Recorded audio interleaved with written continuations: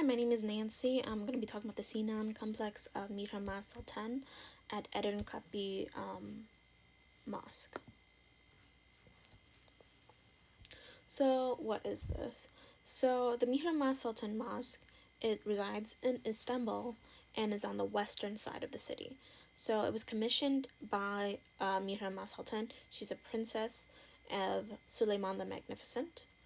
And it was made by Mimar Sinan. He was a famous architect in the era. It is also in the largest hill in Istanbul. So here's an external formal analysis.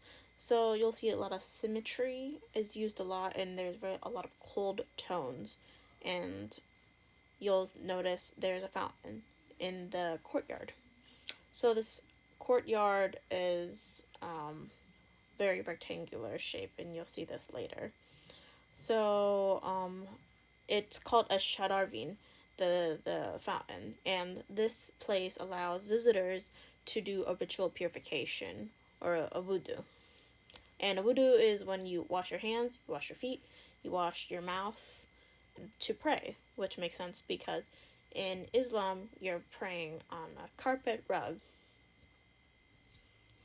So, despite the symmetry and the curvatures of everything here, the dome, there's a lot of straight lines actually when it comes to the shape. There's a lot of rectangular shape or square. Yeah, and there's a mausoleum, and in the back is a double bath with for males and females with a street fountain.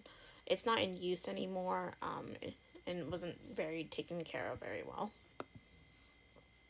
So here's an interior analysis. What I said before, the mausoleum, it's right here. It's right, usually it's important people or friends and family of the patron are usually buried in the mausoleum.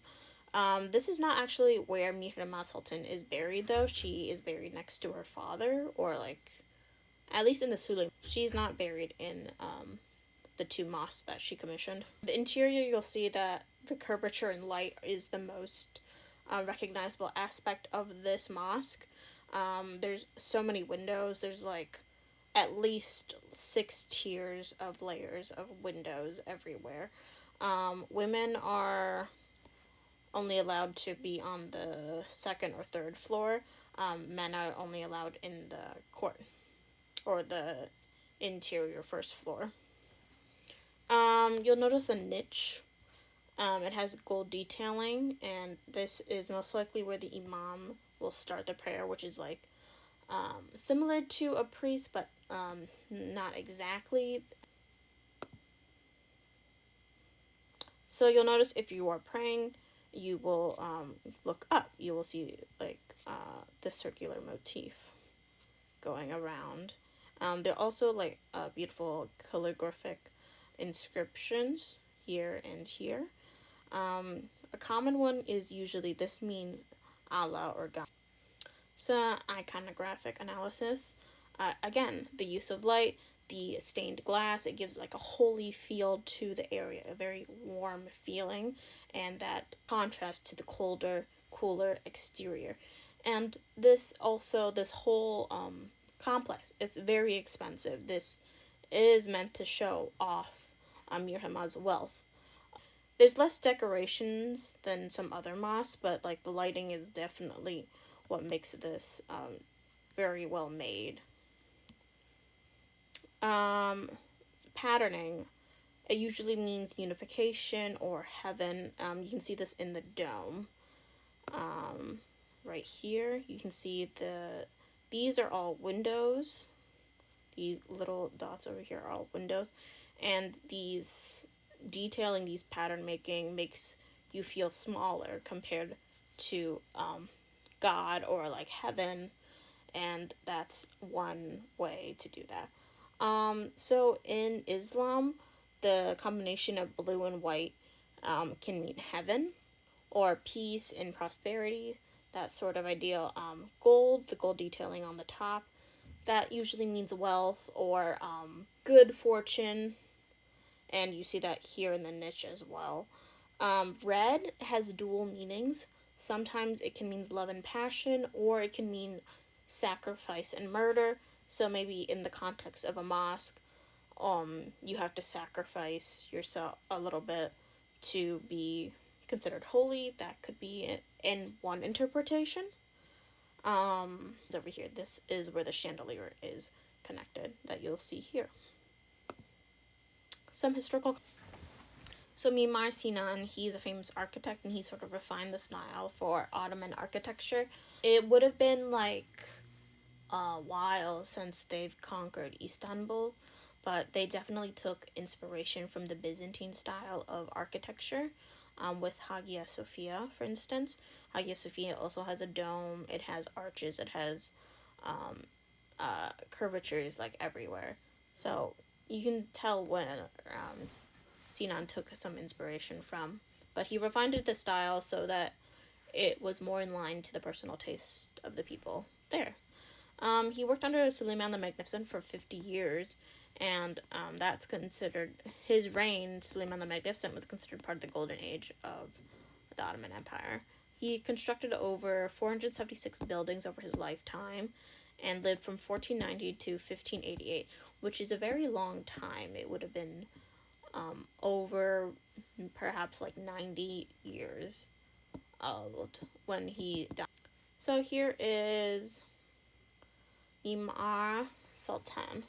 So she's a princess and the daughter of Suleiman the Magnificent and Hurrem Sultan.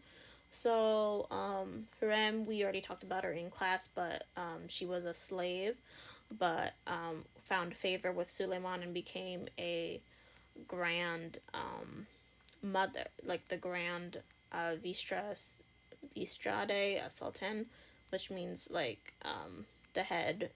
And you can tell with the architecture, for one thing, she has two mosques dedicated to her, but she also was quite wealthy in her own regard. So she was known in life as she was a political advisor to him later down the road, and she helped support one of her brothers to become sultan. She was born in 1522 and died in 1578, which was like 55 years. Some legends and hearsay. Some thought maybe Mimar Sinan was in love with the princess. It said that he built a bridge in her honor in 13 days. All we know for sure is that she commissioned Iskandar first. She asked that Edirne Kapı was built second. So, and her name means sun and moon. So, it was thought that maybe the sun would cross over from the minaret on the Edirne Kapı side, meaning sun, and then the moon perfectly aligns in the middle with the two minarets in the Iskandar side.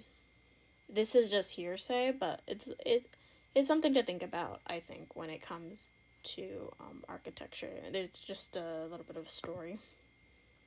As you can tell here, they're actually not that far apart. Over here would be Hagia Sophia, so he probably did look at the old Byzantine architecture and structures, religious sites around the area, and use that as reference for his own work.